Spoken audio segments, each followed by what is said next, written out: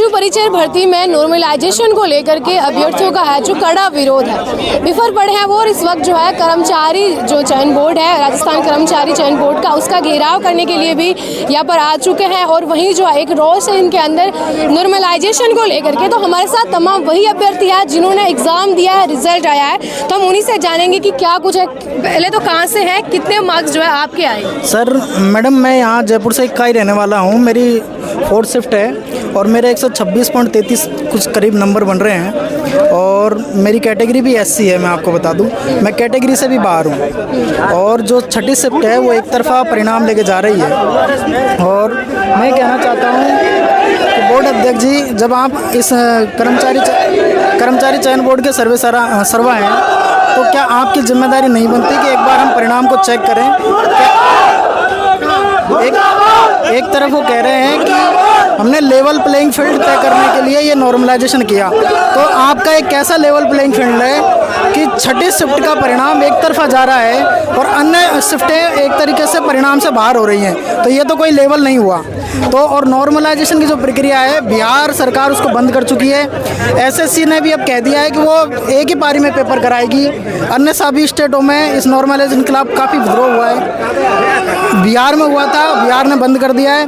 जब अब हमारे यहाँ हो रहा है, तो इससे पहले भी 2021 में जो पटवार भर्ती हुई थी, उसमें भी बड़ा जो 4थी शिफ्ट थी, वहाँ की आखिरी शिफ्ट जो थी, उन बच्चों को एक तरफा बाहर कर दिया गया था। और आज हमारे साथ ये हुआ है कि हम 1 से 5वीं तक की जो शिफ्ट है एक तरफा बाहर है, 6ठी एक तरफा परिणाम। आपका कहना है कि 6ठी शिफ्ट है, वहीं से ज़्यादा सिलेक्शन? हाँ, वहीं से जा रही है। आपके क्या जो है मार्क्स? देखो, मैं तो सीधी बात है कि भजन लाल जी और आलोक राज जी पे सीधे आरोप लगाऊंगा।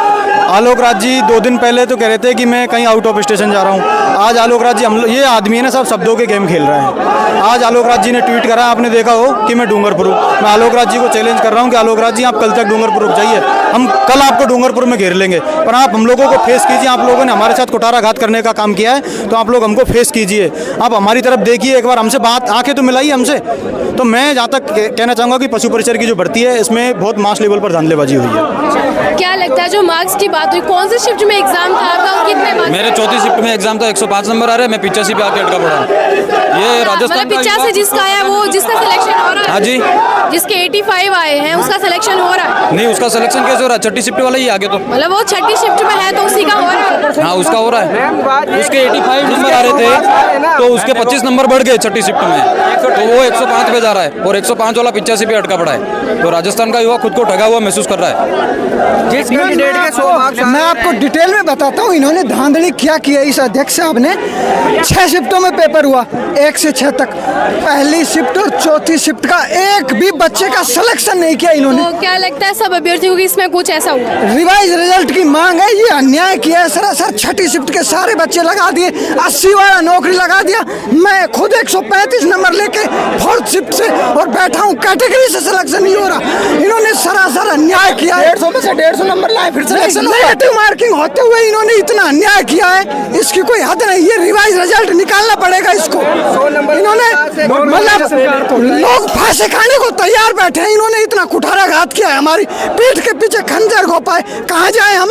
हमने 1.5 साल आंखें खोई हैं, हमने तैयारी कर करके पशु हम भी पशु ही बना दी इन्होंने। क्या करें हम? मरने को मजबूर हैं हम, क्या करें? इससे बढ़िया हमारा पेपर ही नहीं दे। इससे तो पहले ये इन्होंने 2 शिफ्ट का, ये कहते हैं पहले पटवारी की कोई पटवारी का पेपर हुआ था, उसमें 4थी शिफ्ट में भी हुआ था, लेकिन वहाँ भी सिलेक्शन तो हुए थे। 4थी शिफ्ट में वहाँ भी 600 सिलेक्शन हुए थे। आपने तो 2 शिफ्टों में सिलेक्शन हुए, एक भी सिलेक्शन नहीं किया। अन्याय कर दिया। ऐसा तो इतिहास में आज तक नहीं हुआ, हिटलर के जमाने से आज तक नहीं हुआ ऐसे। इसने ऐसा अन्याय किया है इसने हमारे साथ। क्या करें हम? हत्या को मजबूर कर दिया हमको। ये अंग्रेज शासन कर रहे, मुगल शासन कर रहे, उन्होंने नहीं किया इतना बड़ा अन्याय। तो देखो सर मैडम, ये तानाशाही है। मेरे गांव से 85 नंबर मैडम, उसका सिलेक्शन आज। अब तो बंदे किस्मत के भरोसे रहेंगे, किस्मत होगी तो लगेंगे, मेहनत वाले तो घर बैठे रहेंगे। हम तो यही कहते हैं मैडम कि ये जो रिजल्ट है, पर्ची फेंक दो। देखिए, आयोग ने भी यही कहा है कि जिनका सिलेक्शन हुआ उनकी अच्छी किस्मत थी। क्या मानते हैं इसमें? तो किस्मत ही तो ऐसे, किस्मत तो फिर पड़ा क्यों रहे हमको? फिर बस सिलेबस क्यों, फिर पर्ची फेंक दो, जिसके हाथ जाएगी वो सेलेक्ट ना जाए, उसकी जॉब है, पर्ची फेंक दो इसके हाथ। कहाँ से लेके आए? एक शिफ्ट में 30 नंबर बढ़ गए। सारे स्टेटों में हुआ है, 4.5 लाख पास करने का फॉर्मूला आलोक राज जी कहाँ से लेके आए? दो गुना पास होते हुए हमने सारे उसमें नॉर्मलाइजेशन में देखा है। 15 गुना पास। बिहार में देख लो, यूपी में देख लो, फिर आलोक राज जी का अलग फॉर्मूला, ये कहाँ से आया? ट्विटर पर ही ट्रेंड करते हैं।